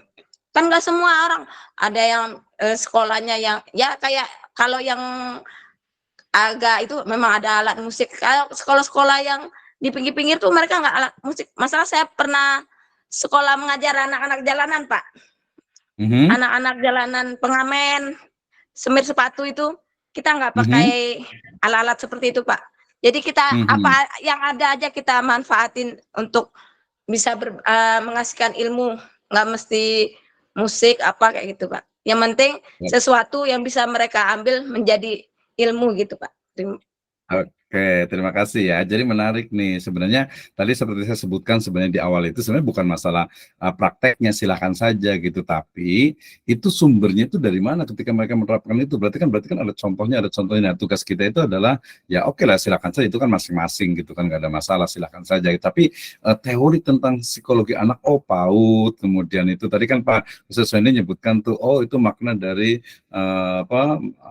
dunia itu adalah la'bun walahun gitu wazina gitu dan seterusnya gitu kan ya. Nah itu kan satu teori itu yang kita bisa kembangkan. Nah mungkin bisa jadi gitu ya, bisa jadi itu karena ya teori tentang pembelajaran PAUD itu ya mungkin banyaknya itu mohon maaf mungkin bukan dari Islam gitu ya, sehingga kemudian dari teori peradaban lain, walaupun kita juga nggak anti dengan peradaban lain gitu, tapi apakah cocok gitu. Nah mungkin kita bisa ini kan kontradiktifkan dengan ada juga nih TK yang dia tuh dia pakai senandung iya gitu tapi nyanyi enggak, kemudian pakai tepuk tangan juga enggak. Nah ini bisa enggak sih kayak gitu. Jadi kita coba kontradiktif karena kita kan bebas ya, namanya akademis itu kan kita bisa mengembangkan yang ada di masyarakat begini. Nah kita bisa coba untuk ini kan ternyata memang benar loh teorinya tentang senandung itu. Nah tadi kalau Ibu Sabda menyebutkan itu sebenarnya lebih kepada sumber dari metodologi itu ternyata ya mungkin kalau kita tanya nih misalnya kalau dalam Islam berarti kayak gimana sih ngajar anak-anak itu? Apakah tadi tepuk tangan diajarkan gitu ya, kemudian juga pakai senandung atau pakai nyanyi? Nah, tapi saya lepas dari itu, jawaban saya itu adalah karena itu adalah hasil, nyambung lagi dari pertanyaan Pak Hendra Iqbal, hasil dari tajribi, ya eksperimen secara terus-menerus dari berbanyak orang itu kemudian iya ternyata anak-anak itu juga memang senang itu begitu, tepuk tangan, senam, lari-lari, kemudian nyanyi-nyanyi, senandung dan lain sebagainya. Nah kalau tadi Pak Suhendi itu nyebutnya itu dia kayak semacam ini juga kita perlu kritisi dalam artian ingat perlu jelas nih konsentrasi ini ya. Jadi kita kritisi bukan dari sisi hasilnya, tetapi dari mana itu muncul. Jadi apakah itu muncul dari teori dulu tentang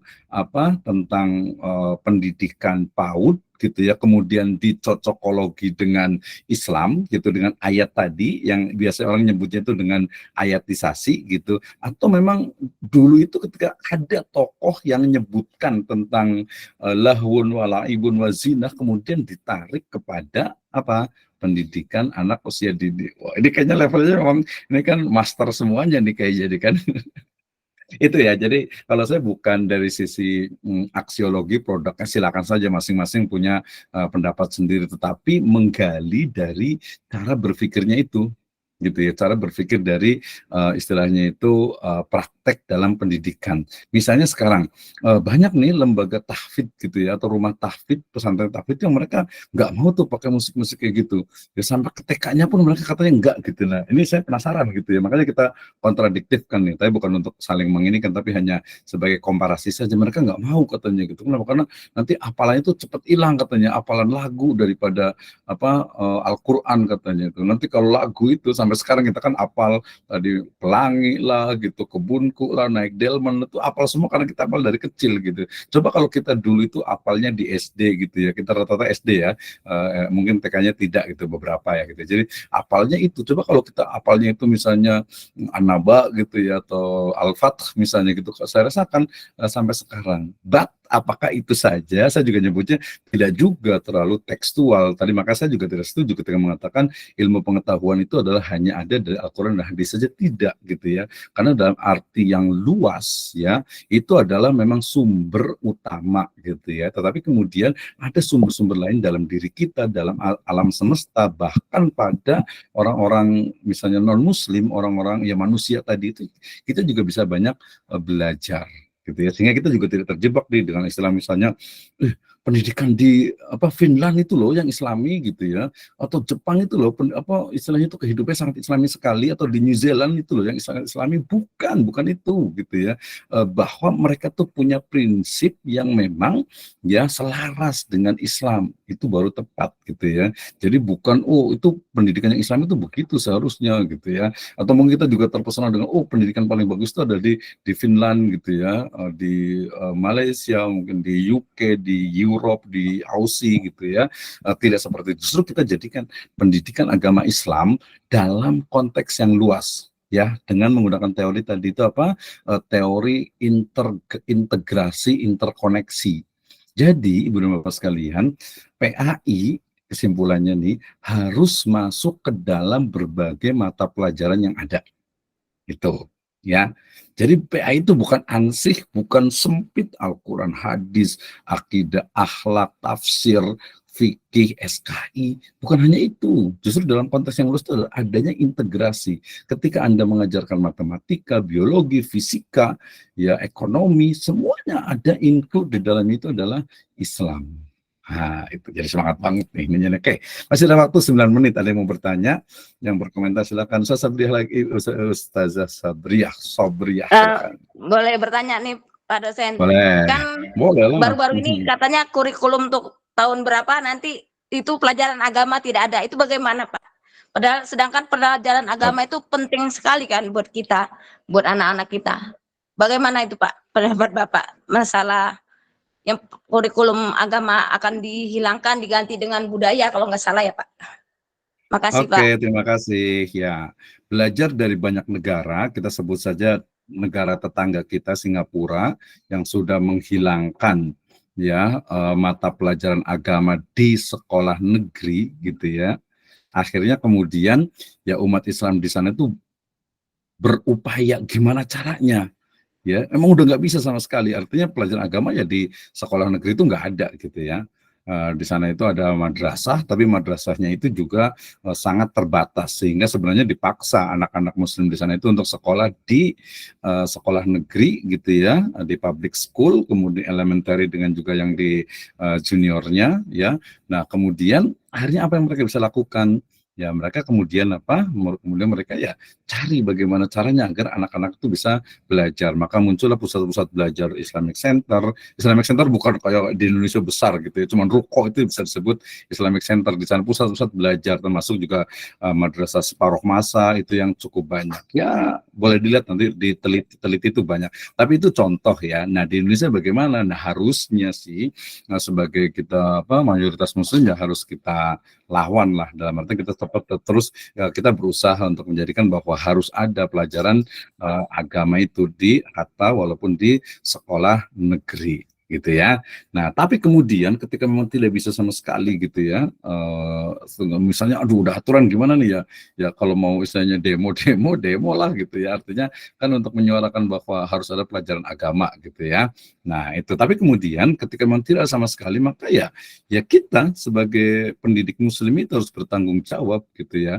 Nah karena memang, nah kenapa tadi, karena memang arahnya nih beberapa itu kepada pendidikan sekuler gitu ya. Pendidikan sekuler adalah pendidikan yang menihilkan adanya agama. Ya, ilmu pengetahuan kita sudah agamanya, nilai-nilai aksiologi dari agamanya juga hilang gitu ya. Kemudian juga sampai kepada sistem atau lembaga pendidikannya pun ingin coba untuk dihilangkan. Tapi kalau prediksi saya sih tidak sih, belum sampai dihilangkan. Mungkin nunggu, kalau kita nggak mau berjuang, kalau kita nggak mau mewariskan Islam, ya mungkin dalam 25-50 tahun ke depan mungkin baru hilang, wallahu a'lam gitu ya. Tapi kalau sekarang sih masih, kalau menurut saya itu masih tetap ada gitu ya. Jadi itu akan terjadi konfrontasi tentu saja itu. Kemenak juga sebagai bapak kita juga insya Allah tidak diam juga gitu ya. Tetap saja gitu. Walaupun tadi ada negosiasi gitu ya, negosiasi seperti sekarang KUA itu semua agama mungkin bisa ke KUA gitu ya, atau mungkin ya kita ini dulu itu SPDI, Sarjana Pendidikan Islam, kemudian I-nya itu dihilangkan, plus minus adalah pasti gitu ya.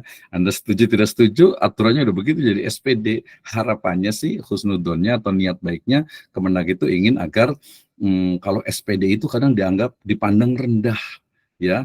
Tapi kalau dari personal itu banyak, enggak lah saya PD, saya MEI misalnya gitu ya, SPDI misalnya, bangga lah dengan Islamnya harusnya gitu. Tapi kalau dari Kemenak perspektif politiknya adalah kalau pakai I di belakang, SPD itu dianggapnya rendah gitu ya, sehingga kemudian udahlah SPD aja gitu ya, MPD ya, jangan MPDI lah gitu ya. Jadi kalau MPD itu dianggapnya ya Islam gitu-gitu doang gitu. Nah, padahal seharusnya tidak, dan kita yang harus membuktikannya gitu ya. Nah, jadi itu Bu Sabriah ya. Jadi ya jihad kita lah untuk ini, untuk bahwa itu mesti ada, dan kalau prediksi saya sih masih tetap ada ya. Kalau tidak ada, kalau memang ini sekali, tapi saya yakin dalam 25 tahun ke depan insya Allah masih tetap ada pelajaran agama gitu. Atau ya jadi people power, dalam arti people power bukan kudeta, bukan. People power itu adalah ya udah berarti kita punya gerakan untuk umat Islam, anak-anaknya jangan sekolah di negeri gitu. Jadi ya udah sekolah aja di pesantren, di sekolah Islam gitu. Kenapa enggak gitu? Pasti akan terjadi juga seperti itu gitu. Itu ya. Itu yang saya maksud dengan people power sebenarnya. Ustaz Suhendi nih sebagai closing remark, silahkan. Setuju banget Pak. Justru yang jadi masalah kemarin juga kan yang pencetus ide yang brilian itu Pak Menteri Agamanya. Salah satunya di KUA itu boleh nikah luar agama juga Pak itu. Gimana pendapatnya nih Pak Suhendi? Bapak Menteri Yakut ya. Iya, itu kewajiban kita semua sebagai pendidik ya, dan sebagai individu muslim yang mempunyai tanggung jawab untuk mempertahankan agar pendidikan agama tetap dipertahankan ada di sekolah negeri gitu. Walaupun sekarang udah diintegrasikan dengan pelajaran yang lain, tapi saya lihat di karangan-karangan buku itu nggak ada integrasi agama itu. Contohnya saya baca buku di kelas 4 SD, di tematiknya itu nggak ada pelajaran yang mengarahkan tentang agama gitu. Nah, nanti kalaupun ada diintegrasikan, itu tergantung pengarang. Kalau pengarangnya agama Islam, berarti dia mengintegrasikan pelajaran agama Islam. Tapi kalau pengarangnya di luar agama Islam, berarti dia mengintegrasikan paham agama mereka gitu. Jadi kapan dong belajar agama Islamnya gitu. Makanya sekarang Street Surjo Parah ngadain pesantren Al-Harokah salah satunya. Terima kasih. Kita luar biasa ini. Asli luar biasa, betul. Nah, tadi juga ada pilihan teori, dan teori itu biasa terkait juga dengan policy atau kebijakan dari government biasanya itu. Nah, teori tentang integrasi itu tadi buku oke ya, jadi masing-masingnya. Tetapi ada yang penting juga, ya udah berarti bukunya nggak usah dipakai. Yang paling kita bangun itu adalah siapa? Pendidiknya, gurunya. Nah, itu juga bisa strategi. Artinya sih kalau saya tadi melihat dari beberapa masyarakat muslim ya di Singapura, kemudian juga di termasuk juga di Maldives ya, di Maladewa, kemudian di Aussie, di New Zealand gitu ya, di UK juga, di Europe itu mereka ya tetap eksis gitu. Artinya ini menunjukkan Islam itu ya wala ala itu mereka itu akan terus berjuang gitu dengan ya dengan keislamannya itu. Sehingga tadi sebenarnya konsep integrasi juga kita bisa ambil gitu ya, kita bisa ambil dalam artian itu tadi berarti gurunya nih. Kalau tadi bukunya udah banyak, kita udah menjadi rahasia umum, buku kemenang itu banyak yang nggak dipakai walaupun disuruh untuk dipakai gitu. Di pesantren itu jarang dipakai karena dia lebih luas lagi. Kalau ada buku kemudian dia integrasi agama itu ternyata mungkin dari agama lain gitu ya, ya kita bisa kita bisa sampaikan, kita bisa ya udah buang aja, nggak usah dipakai gitu kan. Nah itu berarti kembali ke gurunya. Berarti all of you will be Islamic education scholar gitu ya. Anda semuanya yang akan menjadi sarjana pendidikan agama Islam, walaupun tulisan Islamnya itu tidak ada, hanya SPD gitu ya, bertanggung jawab untuk bagaimana pendidikan agama Islam itu harus diajarkan. Dan tadi bukan hanya terbatas pada pendidikan agama Islam mata pelajaran yang ada, tetapi dalam konsep integrasi itu yang lebih penting lagi ya, lebih penting dan juga kita bisa lakukan dari sekarang. Jadi ketika orang mau belajar matematika, kenapa tidak mengutip ayat? Ya, ketika belajar tentang fisika, kenapa nggak mengutip ayat? Ekonomi apalagi, itu bidang saya gitu ya. Nah, demikian juga bahasa Inggris tadi, ya tulis bagaimana English conversation with Islamic approach misalnya gitu ya, atau English for daily Muslim activities gitu kan, itu juga termasuk bahasa Indonesia juga gitu ya, termasuk bahasa Indonesia. Jangan berpikir saya kan ngajar bahasa Indonesia Pak, nggak ada kaitan dengan agama. Itu mindsetnya sekuler gitu ya, sekuler gitu, nggak seperti itu sebenarnya. Atau mungkin saya yang sangat konservatif kali gitu ya. Terserah Anda lah gitu ya. Yang penting saya memberikan sebuah ide gitu ya. Jadi nggak apa-apa kita beda pendapat dalam artian bahwa tapi kita sama-sama berjuang untuk menjadikan pendidikan agama Islam sebagai expert kita, sebagai keahlian kita, dan kita yakin bahwasanya inna dina indallahil Islam, dan juga Islam adalah rahmatan lil alamin, sehingga Islam itu sebagai sebuah ya way of life, manhajul hayat yang mesti kita laksanakan plus kita wariskan kepada generasi kita, generasi anak cucu kita, dan juga kita sebarkan ke seluruh manusia. Ya bahkan mungkin dari kalangan jin juga ya, perlu kita sampaikan. Baik, lebih 31, jazakumullah khairan ya. Ada yang mau nanya lagi apa enggak nih? Yakin nih, kita mau tanya satu-satu nih, sebenarnya siapa yang mau ditanya ya, agak susah nih, saya agak sungkan nih kalau ditanya, mungkin pada ininya ya, agak enak gitu. Tapi harusnya ditanya juga, saya mungkin kasih waktu 10 menit ya, ada yang mau nanya atau ditanya nih, ya saya ngacak ke siapa ya, yang on boleh kamera, bukan kameranya, HP ininya, mic-nya, ya. Nicknya boleh saya tanya, misalnya ada Pak Sunandi, Pak Sunandi gimana? Bisa open mic-nya? Atau boleh silahkan. Ada Ustaz Usman Sirajuddin juga. Ya, siapa nih? Atau ada Ibu Wanda Amalia, Ustaz Usman Sirajuddin. Ustaz Usman. Yes, boleh. Mau ditanya atau bertanya? Saya bingung saja. Saya tanya dulu aja ya. Oke. Jadi kalau menurut Ustadz Usman nih, ya, Izin Ustaz, jalan Ustaz. Iya, nggak apa-apa, lanjut. Nanti boleh. Oke, menurut Ustadz Usman nih, paham tidak apa yang dimaksud dengan integrasi keilmuan dan bagaimana implementasinya? Silakan.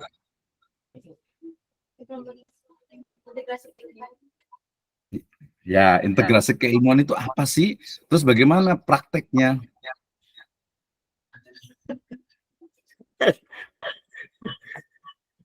Aduh. Ya.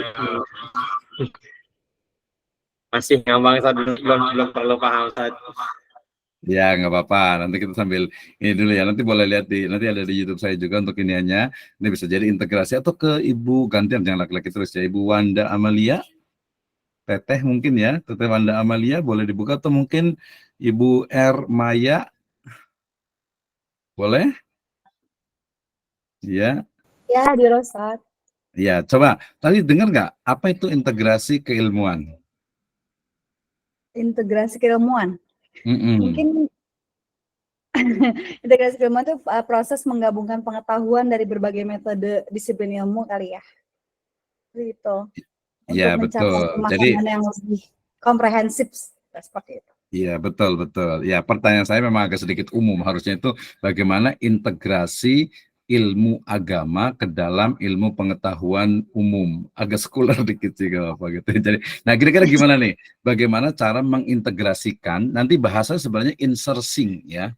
Ya, integrasi sama bagaimana mengintegrasikan ilmu agama ke dalam ilmu-ilmu dalam mata pelajaran di sekolah. Ibu ngajar apa boleh tahu? Ngajar? Saya ngajar kelas 1, Pak dosen. Kelas 1 Kelas 1 ini ya, SD. SD ya? Ya. Iya kan banyak tuh, ya udah saya kasih contoh lah. Yang paling disukai mata pelajarannya apa? Yang paling disukai anak-anak biasanya tuh PKN, kemudian paling akidah akhlak. Nah, seperti itu. Oke, yang pertama aja lah, akidah. Akidah mah itu ya PKN lah. Kalau akidah kan PKN bagaimana memasukkan nilai-nilai agama atau bagaimana bagaimana integrasi ilmu agama ke dalam mata pelajaran PKN. Silakan. Oke. Mungkin kalau sekarang kan yang dibahas di kelas 1 ini sesuai mungkin pengalaman saya saja kali Iya, ya, Pak. betul. Maksudnya ya, Pengalaman. kalau di kelas 1 kan saat ini memang materinya itu kan tentang tentang lingkungan, kemudian dari lingkungan yang bersih, lingkungan yang kotor seperti itu.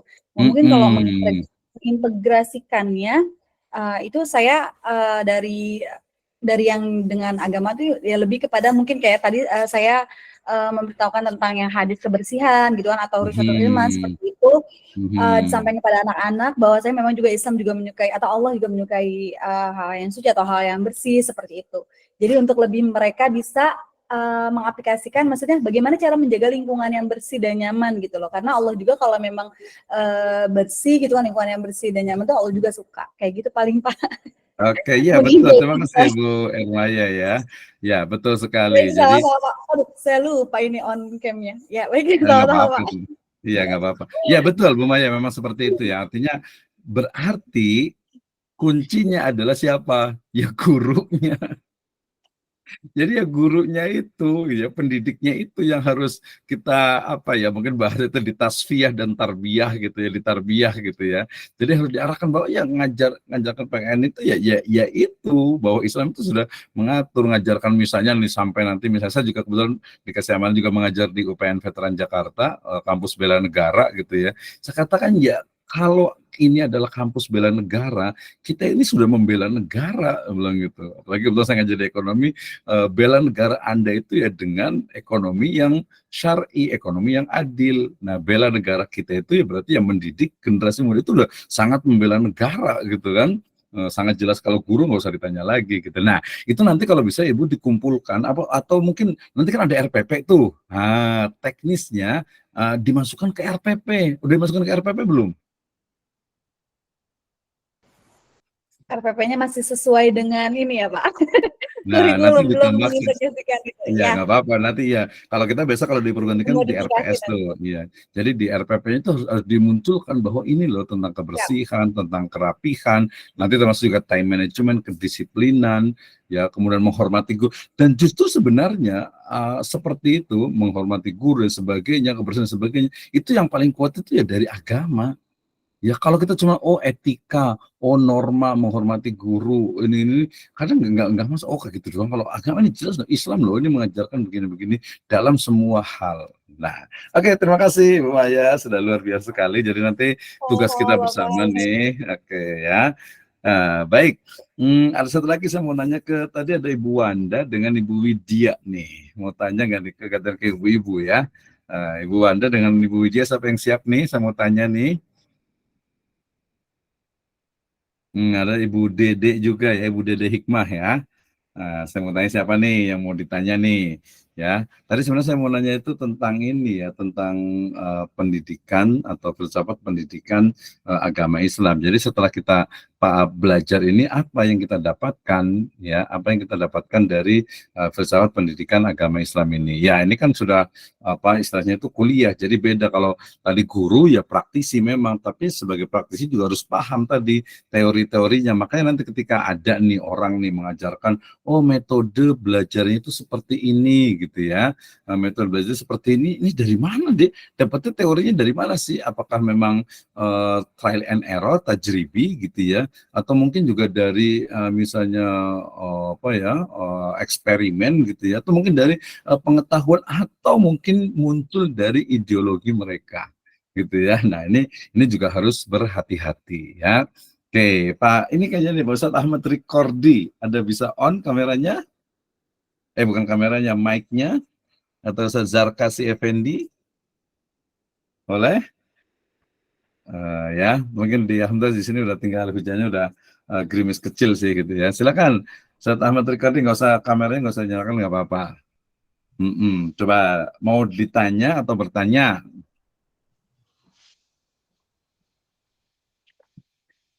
Atau masih OTW nih? Iya Pak, siap.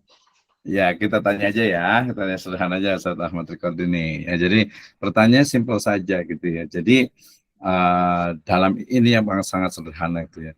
Jadi dalam Islam tadi itu bagaimana pendapatnya tentang integrasi ilmu agama ke ilmu-ilmu yang lainnya gitu ya. Apakah memang seperti itu atau ya sudah ilmu agama saja gitu. Terus bagaimana juga dengan konteks nanti kedepannya pendidikan agama Islam ini. Silakan dalam 2 menit aja. Integrasi keilmuan, integrasi ilmu agama ke ilmu-ilmu yang lainnya. Misalnya olahraga. Alhamdulillah ya, sekarang kalau saya senang ketika lihat anak-anak olahraga itu pakai hijab gitu ya, pakai jilbab olahraga gitu ya. Kemudian juga SD juga udah pakai, udah biasa. Itu kan sebuah kemajuan gitu. Itu juga bagian dari integrasi sebenarnya. Kalau dulu kan mana ada generasi kita itu namanya olahraga ya nggak ada pakai jilbab lah gitu ya. Kecuali mungkin di pesantren gitu. Sekarang ya udah biasa gitu, termasuk mungkin ada ini kita atlet kita sampai ke Korea sana gitu ya, lepas dari banyak kekurangannya tapi ya adalah satu kelebihannya pakai hijab gitu kan. Gimana kira-kira Ustaz Ahmad Rikordi ini tentang integrasi ini, perlu nggak sih mengajarkan tadi berbagai ilmu pengetahuan itu dengan inserting, memasukkan, mengintegrasikan agama gitu. Terus idenya tadi kan dari kementerian itu ya nanti agama nggak ada tapi dimasukkan ke dalamnya gitu, jadi ke semua mata pelajaran. Ini pasti ada plus minusnya. Kira-kira apa pendapatnya nih tentang integrasi ini? Kalau saya menerapkan dengan anak itu sama mungkin dengan tadi ya keterangan dari Bu Mahya sama. Biasanya saya melalui cerita Pak. Ceritanya. Boleh tahu sama recording ngajar apa nih, mata pelajaran apa? Saya tidak mengajar Pak. Tapi cerita, lanjut dulu. Gimana? Kalau yang cerita gimana? Gitu aja. Yaitu tentang sampah gitu ya. Misalnya ini sampah berjuta masalah gitu dan sebagainya. Terus selanjutnya ya sampah itu membuang sampah sembarangan berarti membunuh kehidupan. Ya kehidupan termasuk makhluk hidup, manusia, hewan dan semuanya gitu. Ketika sampah itu berarti membunuh gitu. Contohnya membuang sampah kertas sembarangan gitu ya. Nah, itu kan di pohon, ketika pohon mati terjadi banjir dan sebagainya gitu. Nah, kita harus menghemat kertas, tidak boleh dicoret-coret ataupun dibuang, yang seperti itu. Kita aplikasikan. Ya, terima kasih Ustaz Ahmad Rikordi. Tadi kan yang kecil-kecil, walaupun sebenarnya nggak kecil juga ya. Sekarang yang besar nih. Tadi sebenarnya ada ketika bicara tentang integrasi itu tetap saja untuk istilahnya apa, orang-orang yang tidak suka itu selalu ada. Gitu ya. Nah, kita harus juga cari cara menjawabnya. Tadi masalah kecil-kecil, sekarang masalah besar lah, misalnya gitu ya. Udah lewat ini nggak apa-apa ya. Pemilu nih. Nah, ketika pemilu Kemudian tadi konteks pendidikan agama Islam juga bukan hanya di sekolahan tapi juga di masjid misalnya. Ya, kemudian muncul misalnya, oh berarti kan gini, konsep tadi integrasi itu kan berarti Ibu dan Bapak sekalian misalnya gitu ya. Kalau kita memilih presiden nih, berarti gitu ya, berarti harus cari presiden yang memang loyalitasnya bagus sama Islam misalnya gitu ya. Partai juga misalnya gitu ya. Tenang, saya bukan salah satu dari partisipan partai, bukan anggota juga gitu. Partai misalnya, atau mungkin juga presiden tadi gitu. Nah, tapi kemudian muncul ya istilah tadi yang lawannya, oh Anda itu politik identitas, nggak bisa. Kita itu alam demokrasi, nggak boleh pakai pemilu kok dikait-kaitkan dengan agama. Harus milih, harus sesuai dengan Islam ini. Itu namanya politik identitas. Nah, itu ya sebenarnya bukan masalah besar juga, dalam arti itu masalah politik itu juga perlu kita sikapi. Artinya adalah bahwa ya setiap proses untuk islamisasi keagamaan pasti tentu saja ada tantangannya, ada yang orang-orang yang tidak suka, ya pasti bisa banyak sekali. Ya integrasi keilmuan ini saya ingat sekali di tahun 99 ya saya ikut pelatihan di Makassar itu tentang bagaimana cara mengajarkan matematika ya diawali dengan ayat Al-Qur'an. Dan itu bukan hanya teori tadi seperti Bu Maya, itu langsung dimasukkan ke RPP, kalau di kampus RPS dimasukkan juga ke dalam bukunya, ya ke dalam buku ajarnya itu gitu ya. Nah itu ini adalah tugas kita bersama. Banyak yang nggak suka itu banyak gitu, sehingga ya perang dalam makna Ghazul Fikr, perang pemikiran ini ya akan tetap terus berlangsung. Apakah kita akan berkontribusi ya seperti mungkin kisah seekor semutnya yang kontribusi terhadap Nabi Ibrahim ketika beliau dibakar, atau mungkin kita hanya ngelihat saja, hanya ad'aful iman bi qalbi ya. Ini kita kembalikan kepada diri kita sendiri. Ya demikian ya terkait dengan mata kuliah filsafat pendidikan ilmu. Jadi bukan hanya teori tapi juga ada aksiologi, ada prakteknya, dan tugas kita bersama untuk terus ya memperjuangkan pendidikan agama Islam dan juga agama Islam secara khusus ya. Wallahu a'lam bishawab. Kita tutup dengan hamdalah dan doa kafaratul majlis. Alhamdulillahirabbil alamin. Allahumma bihamdika asyhadu an la ilaha illa anta astaghfiruka wa atubu ilaik. Allahumma ila kharik. Wassalamualaikum warahmatullahi wabarakatuh. Waalaikumsalam warahmatullahi wabarakatuh.